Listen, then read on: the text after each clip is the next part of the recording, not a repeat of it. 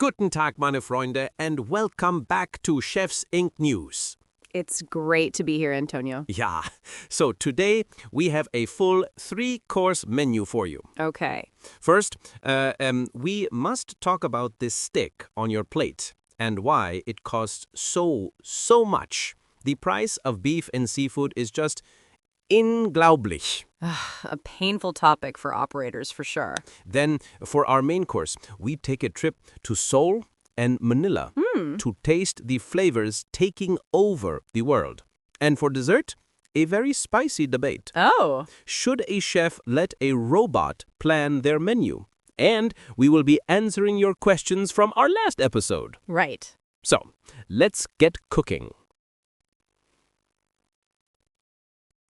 Okay, first the painful bite, the protein prices. Chefs in the US and Europe tell me beef is up, what, 15, maybe 20% from last year? The data is clear, Antonio. It's a perfect storm of factors, you know? Wow. Lingering drought effects on cattle herds, high feed costs, and then these complex global logistics for seafood. A restaurant that was paying, say, $20 per kilo for a prime putt might now be looking at $26. I mean, that just destroys margins. Yeah, it burns the books. But when the budget is tight, Right. creativity must be big. I see my friends, my fellow chefs, making these beautiful dishes with bison or venison or even duck breast to replace a filet. In Miami, chefs are putting the invasive lionfish on the menu. Oh, interesting. It is smart.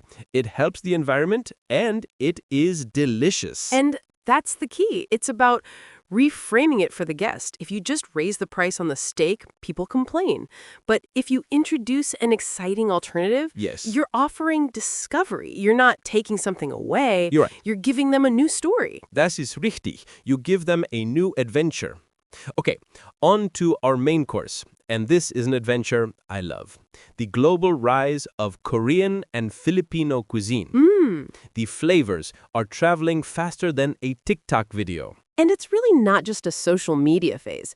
From a business perspective, we're seeing Filipino restaurant openings in the U.S. like double in just 5 years. And major investment capital is flowing into Korean fast casual brands expanding across Europe. And the food is just wunderbar. The deep purple of an ube cheesecake, the sharp, elegant flavor of calamansi in a cocktail, the buttery, geometric beauty of a Korean cube croissant. It's like chefs must see this as an invitation to play. So how can they play without just, copying? You adapt. Don't replace your menu. Enhance it. Make a classic French vinaigrette, but use calamansi instead of lemon. Right. Use a gochujang-inspired glaze on a duck breast. Okay. Add a delicate ube mousse to your dessert plate. You layer the influence. Right. But the dish is still yours. It's about integration, not imitation. Now, for our dessert course, a topic that is both sweet and a little scary. AI in the kitchen. Sophia, can a robot have a chef's soul? I don't know about a soul, Antonio, but it can certainly have a calculator. Right. On the business side, it's undeniably powerful. I mean, AI can analyze sales data versus ingredient costs to perfectly engineer a more profitable menu. It can predict how much fish you'll sell on a rainy Friday, slashing food waste. For an owner, that's thousands of dollars saved. Yeah, I understand the numbers, but food is not a spreadsheet. Can an algorithm taste a sauce and say it needs a little more love? No. Can it smell onions caramelizing and remember its grandmother's kitchen? That is the human part. That is the chef's ink that writes the menu. Right, and I agree. The technology should be the sous chef, not the head chef. Yes. It handles the tedious work, the inventory, the cost analysis, so the chef has more time and freedom to be creative, to be human. A very expensive sous chef. Okay, a fascinating debate. And now it is time for a segment I love. We opened the mailbag and answered your questions. Let's do it. Our first question comes via email. A chef writes, I tried adding grasshopper tacos to my menu after your insect episode, Ah, yes. but my guests refused to even try them. How do I present unusual ingredients without scaring people off? This is the eternal challenge. When something is too out there, Yeah. you must build a bridge for the guest. My advice is ease them in. Don't start with the whole insect on top of the taco. Right. That can be a shock. Try using grasshopper powder first. Blend that into a spice mix, a sauce, or a chili crumble for garnish. Build comfort Okay. before you build the shock. And the positioning is everything. From a marketing perspective, if the menu just says grasshopper tacos, some people will immediately shut down. But what if you call the ingredient a smoky chili crumble or a protein-rich Oaxacan seasoning? Yes. It invites curiosity instead of fear. You're not hiding it. You're just framing it by its flavor profile first. Wunderbar advice. Okay, next question is from an Instagram DM.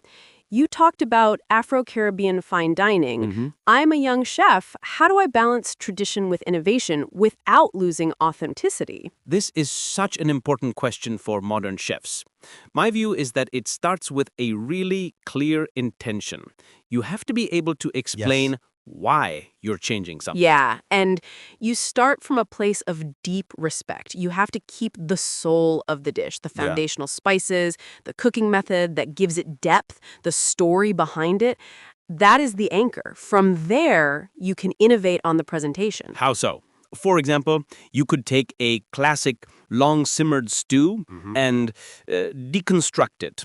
Turn it into a beautifully plated dish with a concentrated sauce, a perfectly cooked protein, vegetable garnishes, but it has that same deep, soulful flavor of the original. I love that. And you should use your menu to tell that story.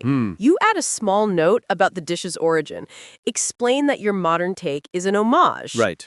It shows guests this isn't appropriation, but a thoughtful elevation. You are highlighting the tradition, not hiding it. Exactly. Innovation with respect. Fantastic questions. Holy schnitzel, that is all the time we have for today. Stay hungry for news, my friends. And remember, the conversation continues online. This podcast is proudly sponsored by Chefs Inc., catering and private chef services in Miami. Dankeschön for listening. Now, here's a question we'd like you to think about. As the food world gets faster and more global, which is more important for a chef's legacy? Preserving a culinary tradition perfectly, or creating a bold new fusion that might one day become its own tradition? Think about it. Until next time.